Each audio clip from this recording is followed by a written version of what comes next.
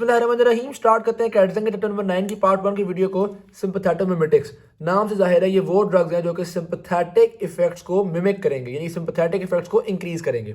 ठीक है जी। अब इंट्रोडक्शन में वो ये बता रहा है कि ये बड़ा इंपॉर्टेंट ड्रग ग्रुप है, यानी कि स्टार्ट में उसने बता दिया कि भाई ये इंपॉर्टेंट चैप्टर है। अब हम सिंपैथेटिक मिमेटिक्स को मुख्तलिफ सब ग्रुप्स में डिवाइड करते हैं। एक तो हम रिसेप्टर्स की बेस पे डिवाइड कर सकते हैं कि भाई जो अल्फा रिसेप्टर्स पे काम करेगा वो ये ड्रग्स हैं, बीटा रिसेप्टर पे काम करने वाले ये ड्रग्स हैं, और डोपामीन रिसेप्टर्स पे काम करने वाले ये ड्रग्स हैं। और दूसरा हम उनको डिवाइड कर सकते हैं on the basis of mode of action, यानी कि डायरेक्टली एक्टिंग है या इनडायरेक्टली एक्टिंग है। और डायरेक्टली एक्टिंग का मतलब है कि जो ड्रग है वो बताते खुद जाएगा और जाके रिसेप्टर को एक्टिवेट कर देगा, तो ये हम कहेंगे डायरेक्टली एक्टिंग है। और इनडायरेक्टली एक्टिंग वो होते हैं जो कि बॉडी में नॉरएपिनेफ्रिन की रिलीज को बढ़ाते हैं, ताकि या जो भी आपका न्यूरोट्रांसमीटर है उसी की रिलीज को बढ़ा देते हैं ताकि ज़्यादा इफेक्ट प्रोड्यूस किया जा सके। ओके बात। अब हम आते हैं क्लासिफिकेशन में। इसमें उन्होंने स्पेक्ट्रम ऑफ एक्शन के हिसाब से पहले बताया हुआ, यानी मुख्तलिफ रिसेप्टर्स के हिसाब से क्लासीफाई किया हुआ है। तो यहाँ पे उसने जनरल कुछ ड्रग्स के नाम लिए हैं। आगे जाके हम डिटेल से इन ड्रग्स के इफेक्ट को पढ़ेंगे। जैसे एक ड्रग है एपिनेफ्रीन, बड़ा मशहूर ज़माना। Epinephrine alpha 1 alpha 2 beta 1 beta 2 सारे रिसेप्टर्स को स्टिमुलेट करता है। ठीक है, इतना कोई बहुत सिलेक्टिव ड्रग नहीं है ये। लेकिन अगर हम फिनाइल एफ्रीन की बात करें तो ये खासतौर पर अल्फा को ही स्टिमुलेट करता है, अल्फा एगोनिस्ट है। इसी तरह आइसोप्रोटेरोनॉल की बात करें तो वो बीटा एगोनिस्ट है। ठीक है, तो मुख्तलिफ, और ये जो है ना आइसोप्रोटेरोनॉल हो गया, फिनाइलेफ्रीन हो गया, ये सारे डोपामीन रिसेप्टर्स पे एज सच इफेक्ट नहीं करते। डोपामीन रिसेप्टर्स पे कौन इफेक्ट करता है? डोपामीन। मतलब डोपामीन रिसेप्टर पे डोपामीन काम करता है, बड़ी सिंपल सी बात है। अब डोपामीन के बारे में एक थोड़ी सी इंटरेस्टिंग बात भी उन्होंने बताई हुई है। डोपामीन रिसेप्टर्स पे तो इफेक्ट करेगा ही करेगा। अगर आप इसको थोड़ी मॉडरेट डोज में दोगे ना तो ये बीटा रिसेप्टर्स पे भी इफेक्ट करेगा, और अगर आप इसको ज़रा हायर डोज में दोगे तो ये अल्फा पे इफेक्ट करना शुरू कर देता है। ठीक है, तो फर्स्ट बीटा देन अल्फा, ये रूल ज़रा ध्यान में रख लो। फर्स्ट बीटा देन अल्फा, ये डोपामीन के केस में भी आपके काम आएगा, और जब हम एपिनेफ्रीन को पढ़ेंगे तो तब भी आपके काम आएगा फर्स्ट बीटा देन अल्फा। अभी आगे जाके समझ में आएगी आपको इस लाइन का मतलब है क्या बेसिकली। अच्छा, अब यहाँ पर उन्होंने दी है क्लासिफिकेशन। इसका मैं थोड़ा सा आपको बताऊंगा ताकि आपका थोड़ा बहुत एक इंटरेक्शन हो जाए, थोड़ा पाला पड़ जाए आपको ड्रग के नामों से। ड्रग के नामों को रटा मारते हैं, शुरू में ज़रा ज़्यादा इंपॉर्टेंट वाले नाम याद कीजिएगा, आहिस्ता आहिस्ता फिर आपको ज़्यादा से ज़्यादा नाम याद होते चले जाएंगे।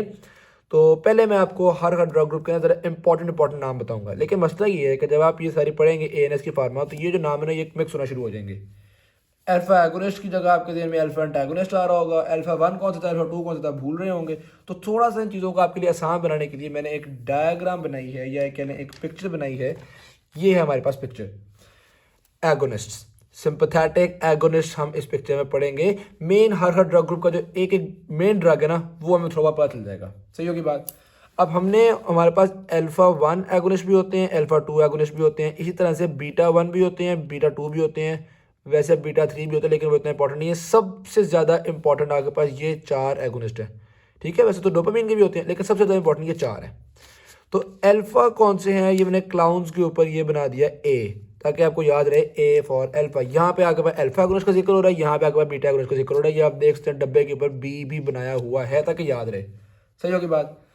अल्फा 1 एगोनिस्ट कौन सा है, ये आप देख सकते हैं, एक फिनाइल की बोतल है दरमियान में। ठीक है, इन्होंने एक फिनाइल की बोतल पकड़ी हुई है, तो ड्रग का नाम है जी फिनाइल एफ्रीन। फिनाइल एफ्रीन अल्फा 1 एगोनिस्ट हो गया। ये आपने देखा अल्फा 1 सिलेक्टिव फिनाइल एफ्रीन। सही है जी। और 2 क्लाउन है जिन्होंने पकड़ी हुई है, तो क्लाउन से क्लोनिडीन। क्लोनिडीन आपके पास अल्फा 2 एगोनिस्ट होता है, ये आप देख सकते हैं क्लोनिडीन, क्लाउन से क्लोनिडीन। ठीक है जी। अब एक क्लाउन मोहतरम है, एक मैडम क्लाउन नहीं है। अब मैडम क्लाउनी ने एक डब्बा पकड़ा हुआ है पेट्रोल का। ठीक है जी।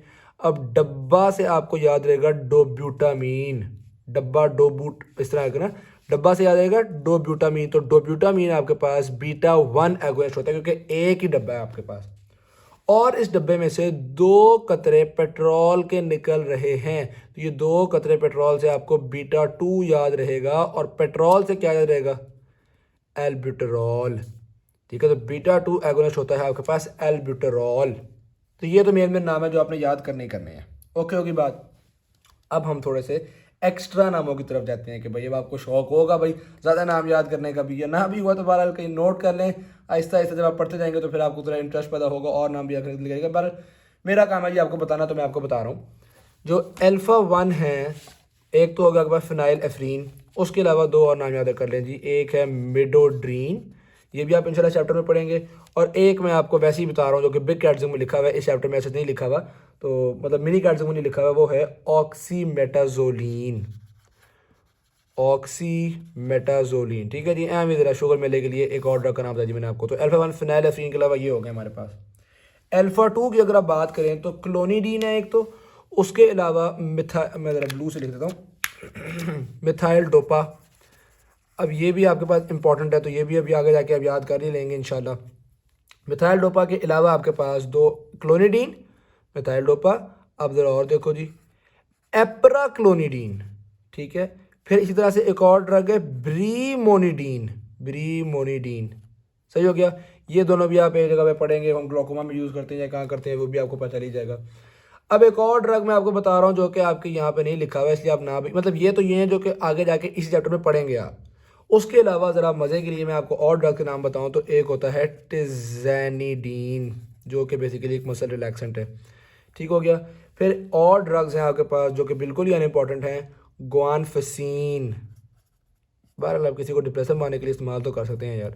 गुआनफिसीन हो गया, उसके अलावा गुआना बेंज, ठीक है जी। और एक और होता है डेक्स मेडिटोमिडीन, डेक्स मेडिटोमिडीन। ये सारे आपके पास अल्फा 2 एगोनिस्ट होते हैं। एम उल्टे सीधे नाम नहीं लग रहा है आपको क्लाउन की तरह के, ठीक है। तो क्लाउन जैसे क्लोनिडीन और ये बहुत सारे आपके पास अल्फा 2 एगोनिस्ट मैंने आपको बता दिए। आगे जाके हम इनमें से कुछ ड्रग्स जैसे मिथाइल डोपा हो गया, इनके यूजेज तो आगे जाके हम पढ़ेंगे, बहरहाल बाकी बहुत ज़्यादा इंपॉर्टेंट नहीं है। टिज़ैनिडीन मैंने आपको बताया एक मसल रिलैक्सेंट होता है। एनीवेज जी, अब हम आते हैं जो बीटा 1 और बीटा 2 थे। बीटा 1 में तो आप डब्बा डोब्यूटामीन याद कर लें, इतना ही बहुत है, ठीक है। जो बीटा 2 थे ना आपके पास, ये पेट्रोल वाले, एल्ब्यूटरॉल वाले, वो आपके पास ज़रा कुछ और नाम भी हैं और वो नाम आगे जाके आप पढ़ेंगे भी। एल्ब्यूटरॉल हो गया, एल्ब्यूटरॉल से सिमिलर तो काफ़ी सारे हैं ना आपके पास। सेल मेटरॉल भी होता है, फिर इसी तरह से फॉर्मेटरॉल भी होता है, फिर इसी तरह से इंडाकेटरॉल भी होता है, फिर इसी तरह से विलांटरॉल भी होता है, फिर इसी तरह से ओलोडेंटरॉल भी होता है। तो ट्रॉल ट्रॉल ट्रॉल वाले तो काफ़ी सारे हैं, पेट्रोल वाले तो काफ़ी सारे हो गए, ठीक है। एक तो ज़रा फ़र्क किस्म के नाम है और वो ज़रा इंपॉर्टेंट भी हैं, तो वो ज़रा देखो, टरब्यूटालीन, ठीक है। ये चूँकि रोल नहीं आ रहा तो शायद आपके लिए याद करना थोड़ा मुश्किल हो। टरब्यूटालीन भी होता है। मेटाप्रोटेरोनॉल, इसके हमें नॉल आ रहा है तो थोड़ा सा कभी कभी कंफ्यूज हो जाता है, लेकिन मेटा प्रोटेरोनॉल ये वाहिद नॉल है जो कि यहाँ पे आ रहा है, सही होगी बात, जो कि आपके पास बीटा 2 एगोनिस्ट में आ रहा है। और फिर एक और ड्रग है रितोड्रीन, रितोड्रीन भी इंपॉर्टेंट है, आगे जाके आप देखोगे प्री मेच्योर लेवल में ये काम आ रहा होता है बेसिकली। टर्ब्यूटालीन, रितोड्रीन और मेटाप्रोटेरोनॉल, सही के बाद बाकी जो सारे ट्रॉल ट्रॉल ट्रॉल सरमेट्रॉल, फॉर्मेट्रॉल, इंडाकेट्रॉल, विलांट्रॉल, ओलोडेंट्रॉल, इस तरह के नाम है ना। तो वो तो आपको अगर वैसे पेपर में ट्रॉल है तो आइडिया हो ही जाएगा, उसको याद करना इतना इंपॉर्टेंट नहीं है। अच्छा, बहुत ज़्यादा नाम मैंने बता दिया आपको, डिप्रेस नहीं होना आपने। एक एक इंपॉर्टेंट नाम अभी आप याद कर लें, बहुत है। अगर वो आपको पहले से ही याद है तो यार थोड़े से और एक्स्ट्रा नाम याद कर लो। ओके ओके, बात तो यहाँ तक हमारे पास ये बातें कंप्लीट हुई, थोड़ी बहुत क्लासिफिकेशन और जो ड्रग के नाम है वो हमारे पास कंप्लीट हुई। नेक्स्ट हमारे पास ये टेबल आता है और ये बहुत इंपॉर्टेंट टेबल है। ये टेबल आपको आना चाहिए, बहुत अच्छे से आना चाहिए, फिर ही आगे जाके कॉन्सेप्ट्स बनेंगे, फिर ही आपके एमसीक्यू जो है वो सॉल्व होंगे, सही की बात। अब इस टेबल में बेसिकली बताया उन्होंने ये है कि अल्फा 1 रिसेप्टर्स के क्या फंक्शंस हैं, 2 के, बीटा 1 के, बीटा 2 के, इनके फंक्शंस क्या हैं, उन्होंने ये बातों का जिक्र किया हुआ है। ओके ओके बात। अच्छा, अब इनको भी याद करने के लिए मैंने कोशिश की थी कुछ ना कुछ पिक्चर्स बनाऊं, तो वो मैं आपको दिखा देता हूँ जनाब वाली। अल्फा 1 कहाँ कहाँ पे होते हैं और उनके क्या क्या यूजेस होते हैं, उसके लिए आपके पास एक इस तरह की पिक्चर है। ये मैंने एक सी सॉ ड्रॉ किया है, ठीक है। सी सॉ में नीचे ट्रायंगल होता है, ये ट्रायंगल आपको बिल्कुल ब्लैडर की तरह का लग रहा होगा, लग रहा है ना, ठीक है। तो अल्फा 1 आपके पास ब्लैडर में मौजूद होते हैं और ये लिखा हुआ है ब्लैडर ट्राइगोन और prostatic smooth muscle, contraction cause करवाते हैं आपके ब्लैडर में। अच्छा, तो अब हमें पता है कि सिंपैथेटिक नर्वस सिस्टम यूरिन को रोकता है, ठीक है। तो ये ट्राइगोन की कॉन्ट्रैक्शन हो रही है या स्फिंक्टर्स की कॉन्ट्रैक्शन हो रही है, तो इनकी कॉन्ट्रैक्शन की वजह से यूरिन पास नहीं हो सकेगा, ठीक है। फिर आप देखते हैं यहाँ पे एक मोटा सा डंडा आ गया। ये डंडा तो आपको वैसे ही ब्लड वेसल लग रहा होगा, ठीक होगी बात। तो ब्लड वेसल्स में अल्फा 1 बहुत ज़्यादा होते हैं। जो सिंपैथेटिक नर्वस सिस्टम आपकी वेजो कंस्ट्रिक्शन करवा रहा होता है वो बेसिकली अल्फा 1 के थ्रू ही होती है।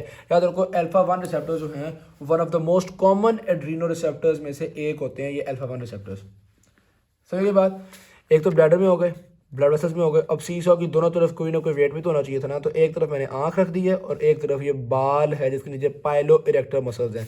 तो आप देख सकते हैं कि पाइलो इरेक्टर स्मूथ मसल्स को भी कॉन्ट्रैक्ट करवाता है और आंख के अंदर भी ये प्यूपिलरी डायलेटर मसल को भी कॉन्ट्रैक्ट करवा रहा होता है, यानी कि ये मिड्रेसिस कॉज करवाएगा। सही, तो कॉन्ट्रैक्ट कॉन्ट्रैक्ट कॉन्ट्रैक्ट कॉन्ट्रैक्ट सबको कॉन्ट्रैक्ट ही करवा रहा है। उसके अलावा यहाँ पे ना लिवर का ग्लाइकोजेनेसिस भी लिखा हुआ है, लेकिन चूंकि लिवर में ज़्यादा इंपॉर्टेंट रोल आपके बीटा 2 का है तो मैंने यहाँ पे लिवर का जिक्र नहीं किया, बंदा ना फिर कंफ्यूज हो जाता है। कभी कभी को लिवर एमसीक्यू आएगा ना तो उसमें मेनली बीटा 2 का जिक्र कर रहे होंगे। जिस तरह ब्लड वेसल्स में मेनली इसी का जिक्र हो रहा था अल्फा 1 का। ठीक है, तो अल्फा 1 में क्या क्या काम हो रहे हैं वो आपको याद रहेगा जनाब। ब्लैडर हो गया, वेसल हो गया, ये चीज़ें जो कि यहाँ मिनी कैट्स में लिखी हुई हैं। एक एडिशनल बात आपको बता दूँ मैं, मेल सेक्सुअल ऑर्गन्स पे भी इफ़ेक्ट होता है अल्फा 1 का, और उनमें ये ख़ास तौर पे इजैकुलेशन कॉज करवाते हैं। सही, अब बड़े मज़े की बात है, देखो बड़ी इंटरेस्टिंग चीज़ है। जो मेल सेक्सुअल फंक्शन है उसमें दो चीज़ें हो रही होती हैं, एक पीनस की इरेक्शन हो रही होती है और फिर इजैकुलेशन हो रही होती है। अब इंटरेस्टिंग बात यह है कि जो मोहतरम इरेक्शन है वो हो रही होती है पैरासिम्पथेटिक नर्वस सिस्टम की वजह से, क्योंकि उसमें वेसोडाइलेशन होती है, पीनस में ब्लड आता है और वो सारा कुछ होता है। इरेक्शन हो रही होती है पैरासिम्पथेटिक नर्वस सिस्टम की वजह से, और इजैकुलेशन आपने देख ही लिया ये हो रही होती है सिंपथेटिक नर्वस सिस्टम की वजह से। सही के बाद इजैकुलेशन सिंपथेटिक की वजह से और इरेक्शन पैरासिम्पथेटिक की वजह से। ये मैंने आपको थोड़ी एडिशनल बातें बता दी, कभी कभी एमसीक्यू के आगे काम आ ही जाएंगी इंशाल्लाह। अब हम आते हैं अल्फा 2 की तरफ। अल्फा 2 को याद किस तरह से करना है हमने, उसके लिए भी जनाब वाली हमारे पास कुछ ना कुछ टेक्निक्स तो हैं। अल्फा 2 को याद करने के लिए जी हम बनाएंगे एक अदद दरख्त। तो सबसे पहले हम स्टार्ट करते हैं जी दरख्त की जड़ों से। ये हमने जी काफ़ी सारी दरख्त की जड़ें बना दी। ठीक है जी, जड़ें तो आपको बिल्कुल ऐसे नर्व एंडिंग नहीं लग रही, कोई एक्सॉन की तरह की। ओके, अच्छा जी, फिर हम आते हैं दरख्त के तने की तरफ। ये हमने बनाया तना, और तना हमें इतना प्यारा नहीं लग रहा था, इसको थोड़ा मज़ीद स्टाइलिश बनाने के लिए इसको हम बीटा तना बना देते हैं। ओके हो गया जी। अब फिर आगे जनाब तने की ज़ाहिर सी बात है, फिर बहुत सारी शाखें होंगी, ये ऐसे जाएंगी, ये शाख निकली, ये शाख निकली, इस तरह से काफ़ी सारी शाखें होंगी। ड्राइंग मेरी बहुत अच्छी नहीं है, माजरत चाहता हूँ मैं। ऑल राइट, अब मज़ीद हम इस दरख्त के साथ ये करेंगे कि इस पर ज़ाहिर बात है पत्ते तो होने चाहिए। पत्ते क्यों ना हो यार, दरख्त बिना पत्तों के बगैर भी होता है।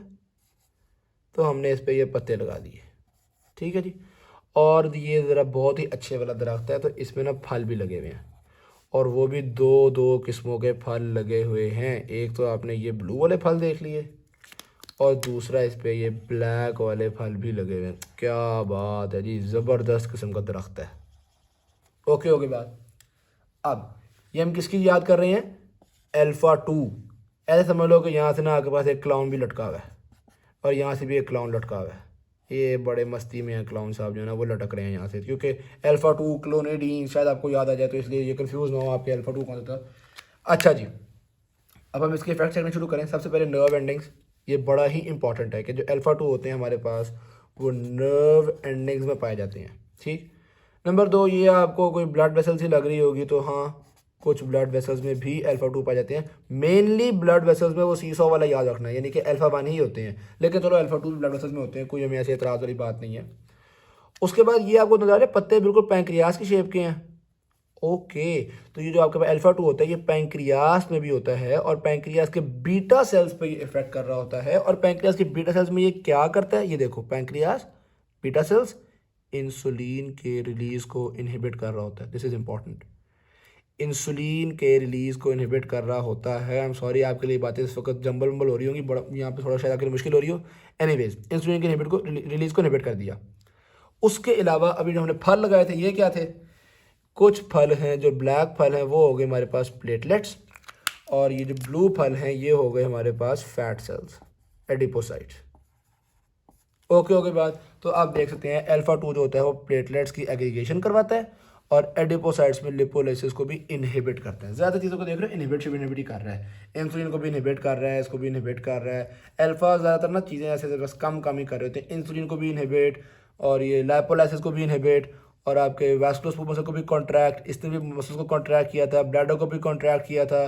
बहुत सारे काम हम तकरीबन इसी तरह के कर रहे हैं। तो ये हो गया हमारे पास अल्फा 1 और अल्फा 2 के सारे जो लोकेशंस थी, जो फंक्शंस थे, वो मैंने आपको थोड़ा बता दिए। ओके ओके बात।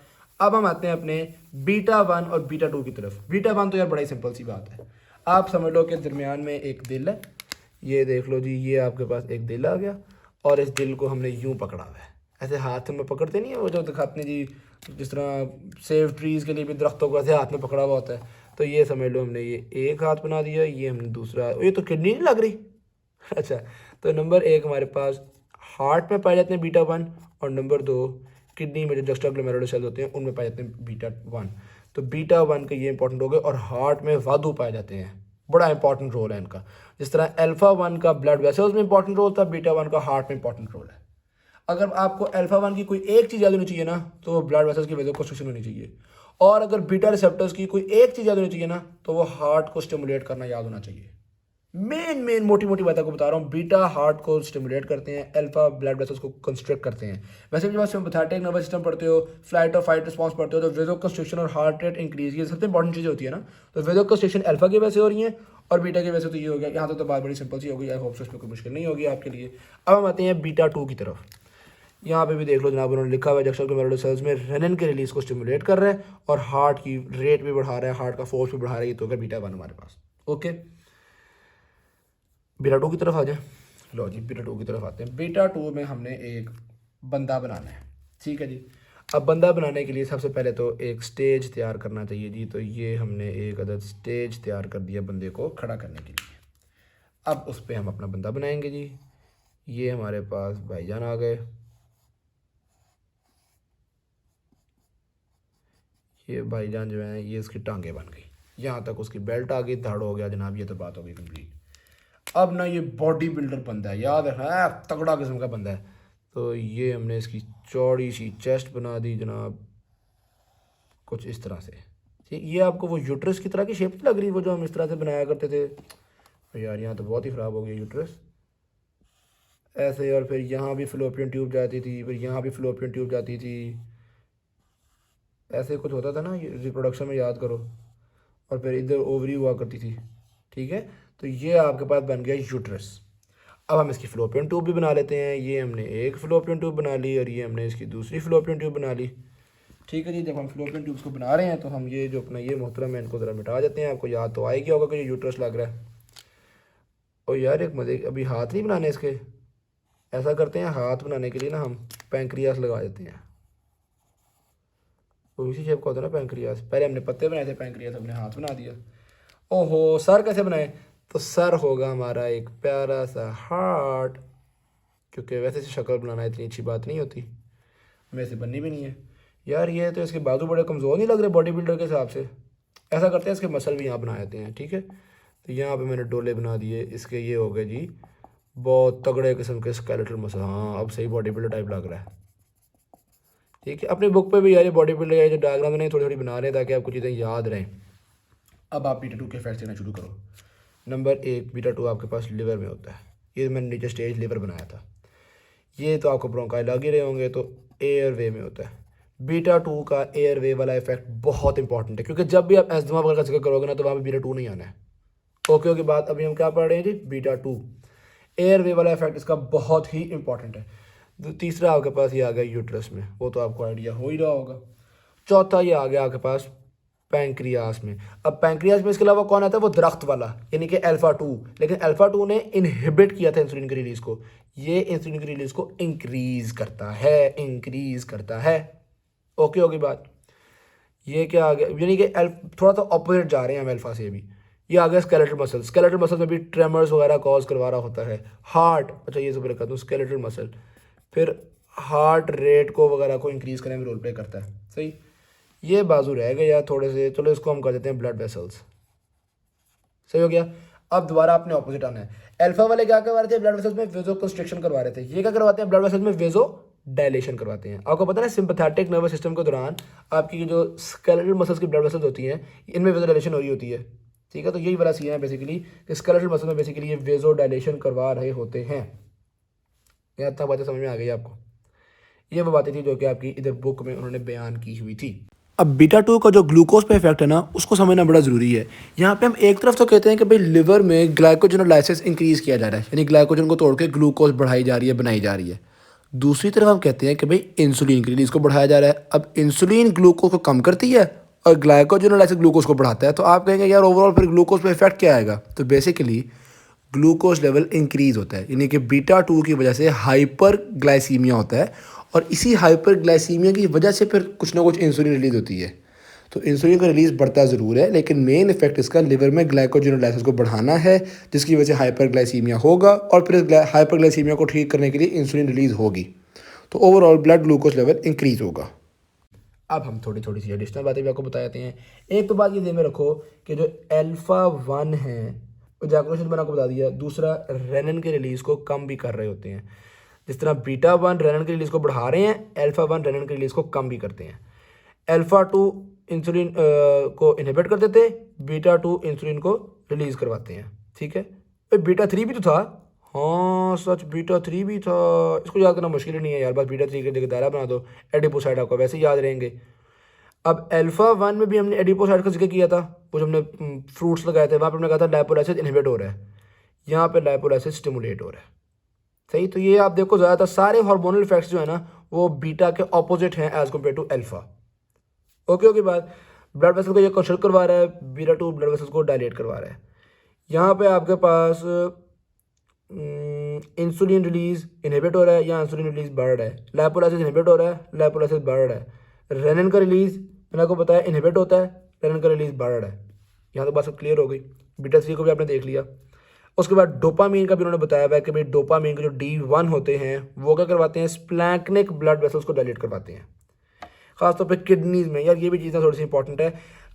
डोपामीन का अगर उन्होंने MCQ में आंसर लगवाना हुआ ना आपसे, ठीक है, D1 मैं आपको बताता हूँ कौन सा होता है, तो अमूमन वो कोई किडनी फेलियर या कोई इस तरह की चीज़ बयान करेंगे। तो इसलिए ये बात आपको पता होनी चाहिए कि जो किडनीज़ की ब्लड वेसल्स जा रही होती हैं उनमें ख़ास तौर पे डोपामीन पे जो रिलेशन करवाता है उनमें ख़ास तौर पे रेजिस्टेंस को कम करता है, ख़ास तौर पे D1 का वहाँ पे रोल है। ठीक है जी, और D2 जो होता है वो हमारे पास नर्व टर्मिनल में होता है। D2 इतना इंपॉर्टेंट नहीं है यार। अब मेरा दिल कर रहा है मैं थोड़ी सी और आपको एक्स्ट्रा बातें बताऊँ। अब मैं फिर वही बातें बताने लगा जो कि मिनी कार्ड में नहीं लिखी हुई। ओके बात, बीटा-3 आपने पढ़ तो लिया, लेकिन किसी बीटा-3 एगोनिस्ट का नाम तो आपको पता ही नहीं है। तो बीटा-3 एगोनिस्ट का नाम है मिराबेग्रॉन, बस ये एक ही नाम याद कर लो। ये ओवर एक्टिव ब्लैडर में यूज़ होता है। ये जो बात मैंने भी बताई है नहीं याद हुई तो खैर है, पार्ट 3 की वीडियो में दोबारा डिस्कस करूंगा मैं। ठीक है जी, ये ब्रेक कार्ड से बता रहा हूँ, यहाँ पर नहीं लिखी हुई। D1 का स्टिमुलेटर कौन होता है, डोपामिन 1 का, वो है फेनेल्डोपाम। यार ये थोड़ा सा इंपॉर्टेंट है, मीरा बैकग्राउंड को चाहे भूल जाओ लेकिन फेनेल्डोपाम को ना थोड़ा सा ध्यान में रख लो। आगे जाके जब हम CVS की फार्मा पढ़ते हैं वहाँ भी जाके फेनेल्डोपाम का जिक्र आता है। ठीक है जी, और D2 का एगोनिस्ट होता है ब्रोमोक्रिप्टीन। ब्रोमोक्रिप्टीन ये आपके पास D2 का एगोनिस्ट है, ये D1 का एगोनिस्ट है, और ये बीटा-3 का एगोनिस्ट है। सही की बात। तो अब ड्रग के नाम जो है वो हमने काफ़ी ढेर सारी डिस्कस कर रही हैं, अल्लाह खैर करे। आप मुझे बाद में दे रहे होंगे लेकिन यार चलो अच्छा रहता है बंदा पढ़ा दे। अब एक मज़े की बात बताऊँ, एक ज़रा इंटरेस्टिंग बात है, थोड़ा सा रिलैक्स करें, वो बात याद करने की बिल्कुल ज़रूरत नहीं है, वैसे ही आपको मैं बता रहा हूँ। बिग कैट्स में लिखा हुआ है उन्होंने, एड्रीनो रिसेप्टर पोलीमॉर्फिज्म भी एक कॉन्सेप्ट होता है। इसमें बेसिकली ये होता है कि हर इंसान की जीन्स फ़र्क होती हैं, तो हर इंसान के अंदर थोड़ी बहुत जेनेटिक वेरिएशंस आ सकती हैं। इन रिसेप्टर्स की जो डिस्ट्रीब्यूशन है वो कुछ हद तक वेरी कर सकती है। ठीक है, अब एक पर्टिकुलर जीन्स है वो एक पर्टिकुलर रिसेप्टर्स को ही बना रही होंगी। अब ये जो जनरेशन टू जनरेशन चल रहा होता है ना, इनहेरिट हो रही होती है रिसेप्टर्स की टाइप्स, उनको हम कहते हैं हैप्लोटाइप्स। पेपर में नहीं पूछेंगे यार ये बातें, वैसे ही मैं डिस्कस कर रहा हूँ आपके साथ। ठीक है, अब वो कह रहे हैं इनकी वजह से कुछ लोगों में ऐसे होता है कि जेनेटिकली हार्ट फेलियर की ससेप्टेबिलिटी या ये चीज़ें ऑल्टर हो जाती हैं। भाई किसी में हार्ट में बीटा-1 ज़्यादा हो गए हैं, किसी में बीटा-1 कम हो गए हैं, तो अब एक बंदा ब्लड प्रेशर की दवाई खाता है फ़र्क नहीं पड़ता, एक को फ़र्क पड़ जाता है। तो उसमें कुछ रिसेप्टर्स का भी फ़र्क हो सकता है, किसी में ज़्यादा रिसेप्टर्स हैं, किसी में कम रिसेप्टर्स हैं, फ़र्क किस्म के रिसेप्टर्स होते हैं। तो ये एड्रीनो रिसेप्टर पोलीमॉर्फिज्म या जेनेटिक पोलीमॉर्फिज्म भी एक कॉन्सेप्ट होता है जो कि अगर नहीं याद हुआ तो कोई टेंशन की बात नहीं, भूल जाओ इसको। ठीक है जी, ऑल राइट। अच्छा, ये एडिपोसाइट्स जो होते हैं लाइपोलाइसिस को स्टिमुलेट कैसे करते हैं पता है? वैसे कॉन्सेप्ट की बात है, आपको बताया तो साइक्लिक AMP को इंक्रीज करते हैं, जिसकी वजह से हार्मोन सेंसिटिव लाइपेज स्टिमुलेट हो जाता है। जब हार्मोन सेंसिटिव लाइपेज स्टिमुलेट होता है, जाहिर सी बात है लाइपेज है भाई, तो लिपिड्स को तोड़ेगा ना, लाइपेज है, सीधी सी बात है। तो हमने क्लासिफिकेशन को भी बहुत पढ़ लिया, बहुत एक्स्ट्रा बातें कर ली, हमने इनके यूज़ को भी बहुत पढ़ लिया, बहुत एक्स्ट्रा बातें कर ली। ठीक है, आई होप सो आपने एक्स्ट्रा बातें नोट डाउन कर ली होंगी। अभी शुरू में आपको बहुत ज़्यादा लग रहा होगा, लेकिन सेंड ऑफ में जब आपको ये मिनी कर्जन रट जाएगी ना या प्रॉफ में, तो फिर आपको यार कोई एक्स्ट्रा बात भी पता होती तो फिर बात सही होती। एनीवेज आते हैं अब हम मोड ऑफ एक्शन की तरफ। मैंने आपको बताया था एक डायरेक्टली एक्टिंग होती है, एक इनडायरेक्टली एक्टिंग होती है। डायरेक्टली एक्टिंग तो ये तो सारे बीटा 1 बीटा 2 ये जो पेट्रोल पढ़े हमने, ये सारे डायरेक्टली एक्टिंग ही थे। जो इनडायरेक्टली एक्टिंग होते हैं वो होते हैं जो कि नॉरएपिनेफ्रिन के रिलीज को बढ़ाते हैं, या फिर ऐसा करते हैं कि वो जो नॉरएपिनेफ्रिन वगैरह आपको पता है ना अपने नर्व टर्मिनल वापस चले जाते हैं, रीअब्जॉर्ब हो जाते हैं, उनकी रीअब्जॉर्प्शन को कम करते हैं। ज़्यादा जब रीअब्जॉर्प्शन कम होगी तो नॉरएपिनेफ्रिन ज़्यादा देर सिनेप्स में रहेगा और लॉन्गर इफेक्ट कॉज करेगा, सीधी सी बात है। ठीक है जी। तो दो तरह के हैं इसमें, एक तो हो गया हमारे पास एम्फेटामीन डेरिवेटिव्स और दूसरा हो गया हमारे पास टायरामीन टाइप। ठीक है, ये आपके पास बेसिकली रिलीज को इंक्रीज कर रहे होते हैं। आगे जाके फिर कोकेन का भी जिक्र कर रहे हैं वो कि कोकेन और कुछ एंटी डिप्रेसेंट्स होते हैं, ये भी यही कर रहे होते हैं कि री अपटेक को कम कर रहे होते हैं। कि वो जो आपको पता है कि जब एक दफ़ा नर्व टर्मिनल से चीज़ रिलीज हो जाती है या दोबारा वाइट बोर्ड की जरूरत पड़ी जाती है, ये आपके पास नर्व टर्मिनल होता है। ठीक है, यहाँ से आपके पास कुछ चीज़ें रिलीज हुई थी। अब यहाँ पे एन नॉरएपिनेफ्रिन के लिए NET होते हैं जो कि नॉरएपिनेफ्रिन को वापस रीअब्जॉर्ब करवाते हैं। इसी तरह डोपामीन के लिए DAT होते हैं जो कि डोपामीन को वापस रीअब्जॉर्ब करवाते हैं। तो ये जो वापस रीअब्जॉर्ब करवाने वाले थे इनको कोकेन वगैरह इनहिबिट कर देते हैं ताकि ये नॉरएपिनेफ्रिन वापस रीअब्जॉर्ब ना हो और नॉरएपिनेफ्रिन ज़्यादा देर यहाँ पर रहे। जब ज़्यादा देर यहाँ पर रहेगा तो इसको ज़्यादा स्टिमुलेट करेगा। ठीक है, तो ये होते हैं हमारे पास इनडायरेक्टली एक्टिंग वाले जो करतूत होते हैं। ओके होगी बात। Increase the synaptic activity of release transmitter, जो ट्रांसमीटर पहले से रिलीज हो चुका है उसकी एक्टिविटी को उन्होंने बढ़ा देना है। ओके, अब आपके पास माओ इनहिबिशन और कॉम्ट इनहिबिशन की बात कर रहे हैं। बेसिकली माओ आपके पास मोनोअमाइन ऑक्सीडेज होता है, इसका काम नॉरएपिनेफ्रिन वगैरह का मेटाबॉलिज्म करना होता है। ये जो माओ होता है ना, ये इस टर्मिनल के अंदर भी कभी कभी नॉरएपिनेफ्रिन को थोड़ा बहुत तोड़ने में रोल प्ले करता है। तो जब भी हम माओ इनहिबिटर्स देते हैं तो हमेशा नॉरएपिनेफ्रिन की तादाद इन स्टोर्ड वेसिकल्स में बढ़ जाती है। ठीक, तो होता बेसिकली ये है कि ये जो हमारे इनडायरेक्टली एक्टिंग सिंपैथेटोमिमेटिक्स थे इनको मदद मिलेगी अगर साथ आपने माओ इनहिबिटर दिए हुए हैं, क्योंकि माओ इनहिबिटर्स ने नॉरएपिनेफ्रिन की तादाद को बढ़ा देना है और ये इनडायरेक्ट एक्टिंग ने नॉरएपिनेफ्रिन को फिर वापस रीअब्जॉर्ब नहीं होने देना। तो दोनों एक दूसरे को हेल्प कर रहे हैं, दोनों अल्टीमेटली आपके पास नॉरएपिनेफ्रिन की तादाद साइनैप्स में बढ़ाएंगे। ओके ओके बात। इस तरह से कॉम्ट इनहिबिटर्स वो कह रहे हैं कि पार्किंसंस डिजीज में यूज़ किए जाते हैं। ओके, अब आ जाते केमिस्ट्री और फार्माकोकाइनेटिक्स में। केमिस्ट्री में भी उन्होंने बेसिकली माओ इनहिबिटर्स कॉम्ट इन्हीं की बातें डिस्कस की हुई हैं। बेसिकली आपके पास जो थे ना एपिनेफ्रिन, नॉरएपिनेफ्रिन, डोपामीन, ये तो टिपिकल कैटेकोलामाइंस हैं जो कि आपकी बॉडी खुद बना रही होती है। इन कैटेकोलामाइंस का तो कोई फ्यूचर नहीं है क्योंकि इन कैटेकोलामाइंस को तो ये माओ हो गया, ये कॉम्ट हो गया, ये इसको मेटाबोलाइज कर देते हैं। तो इसलिए अगर आप कभी ओरली ये ड्रग्स दें तो कोई फ़ायदा नहीं है, ये वैसे मेटाबोलाइज हो जाते हैं, ये अपनी मंजिल तक पहुंच नहीं पाते। तो इसलिए अगर हमने कभी देने भी हो तो हम पार एंट्रली देते हैं, यानी कि इंट्रामस्कुलरली या इंट्रावेनसली हम देते हैं। पेरेंटली देते हैं, ये सिनेप्स पे पहुंच जाते हैं, थोड़ा बहुत काम कर देते हैं, लेकिन बहरहाल फिर भी इन्होंने वापस रीअब्जॉर्ब तो होना ही होता है, इसलिए बहुत लॉन्ग एक्टिंग नहीं होते। ये जो कैटेकोलामाइंस होते हैं ये शॉर्ट एक्टिंग होते हैं। तो एक तो बात ये हो गई कि ये मेटाबोलाइज हो जाते हैं, मेटाबोलाइज, और दूसरा ये रीअब्जॉर्ब हो जाते हैं। ठीक है जी। तो ये आपके जो नेचुरल कैटेकोलामाइंस है वो मेटाबोलाइज भी हो जाते हैं, रीअब्जॉर्ब भी हो जाते हैं।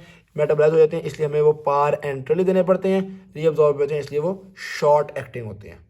अलबत्ता आइसोप्रोटेरोनॉल जो है वो एक सिंथेटिक कैटेकोलामाइन है।